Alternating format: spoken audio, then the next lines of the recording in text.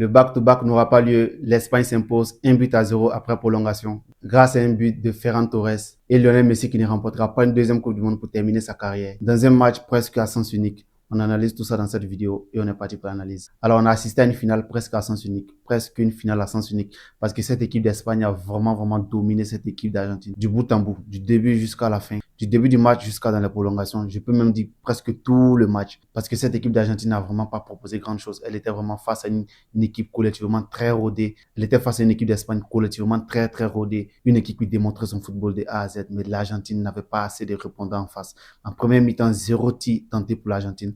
En première mi-temps, 0 tir tenté pour l'Argentine. C'est vraiment décevant. Deuxième mi-temps également, 90 minutes, 0 tir tenté pour l'Argentine. Mais comment tu veux gagner un match en tentant aucun tir, en étant vraiment néant offensivement, en tentant 0 tir, en étant vraiment néant offensivement? C'est vraiment incroyable. Alors évidemment qu'on va parler de la tactique de Lionel Scaloni depuis le début de cette Coupe du Monde. Parce que depuis le début de cette Coupe du Monde, tu ne joues vraiment pas avec des ailiers. Tu ne joues vraiment pas avec des ailiers. On a vu une composition aujourd'hui où il a fait beaucoup de rotation également. Il n'a vraiment pas de 11 type. Il n'a vraiment pas un style de jeu où il va vraiment mettre des joueurs qui vont déstabiliser devant. Offensivement, il n'y a pas de grand répondant au-delà de Lionel Messi. Au-delà de Lionel Messi, tu n'as vraiment pas de répondant offensivement parlant. Parce que tu as des joueurs que tu peux jouer avec eux en ailier, mais tu joues presque avec 0 ailier. Mais tu joues presque avec 0 ailier. Avec un Lionel Messi dont l'âge est avancé qui ne presse pas, c'est beaucoup compliqué. Tu te fais confisquer le ballon pendant tout le match. 0 tir tenté en première mi-temps, 0 tir tenté en deuxième mi-temps. Comment tu peux espérer remporter un match avec 0 tir tenté? C'est presque impossible. Alors aujourd'hui, il a décidé de mettre Giuliano Simeone sur le banc. Giuliano Simeone qui n'a pas débuté le match. Également en latéral droite, un Molina qui était sur le banc. Un Molina dont moi je pensais qu'il allait vraiment être titulaire, mais il n'a pas été titulaire. C'est Gonzalo Montiel qui était titulaire à latéral droite.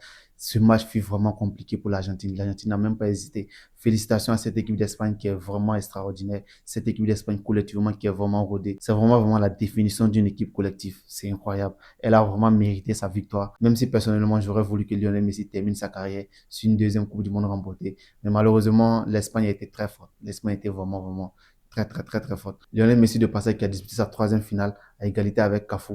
Mais il est le seul joueur titulaire dans 3 finales de Coupe du Monde différentes. C'est vraiment incroyable. Alors Lionel Messi aujourd'hui ne fait pas un match extraordinaire. Ça a été vraiment compliqué pour lui. Son équipe n'avait pas le ballon. Donc Lionel Messi ne faisait que marcher sur le terrain. On sait, il a 39 ans, il n'arrive plus à presser comme autant. Il n'arrive plus à presser comme dans sa jeunesse. Et même depuis un long moment, Lionel Messi n'est pas un joueur vraiment qui presse, qui fait beaucoup de gestes défensifs. Même si sur quelques séquences, on a vu Lionel Messi qui replie un peu, mais c'est comme si l'équipe d'Argentine jouait à moins, clairement, parce que c'est quand l'équipe a le ballon que Lionel Messi est visible. Mais quand l'équipe n'a pas le ballon, Lionel Messi ne défend pas assez. On va pas l'en vouloir quand même. Voilà, ils sont toujours joués comme.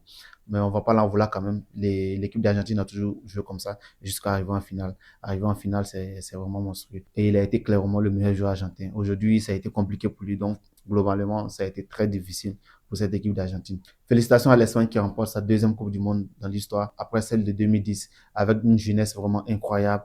Lamine Yamal, Pau Kubasi, Cucurella, avec plein d'autres de jeunes joueurs qui seront là encore à la prochaine Coupe du Monde. C'est vraiment incroyable. Honnêtement, la meilleure équipe a gagné sur le terrain. La meilleure équipe a gagné. Même si j'aurais voulu que Lionel Messi remporte ce trophée, mais la meilleure équipe a remporté. Donc, félicitations à l'Espagne qui a vraiment un très beau jeu, un très beau football. Et Ferran Torres, un joueur qui est beaucoup critiqué au Barça, c'est lui qui donne la victoire à l'Espagne.